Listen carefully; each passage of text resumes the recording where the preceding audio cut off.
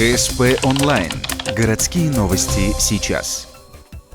Среда, 10:30. Поселок Ормызе, стадион спортивной школы номер 1. Лыжные гонки за счет сразу 3 соревнований. Здесь и традиционная спартакиада среди старших школьников, а также старты до призывной и призывной молодежи. Кроме того, после многолетнего перерыва вернулась сдача норм ГТО. При успешной сдаче дополнительные баллы при поступлении в вуз. Вчера мы сдавали подтягивания, стрельбони, бегали кросс 2 километра, 100-метровую дистанцию бегали.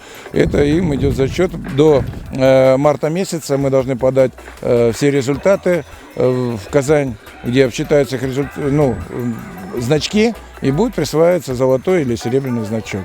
Золотой – это и есть явное преимущество поступления в вуз.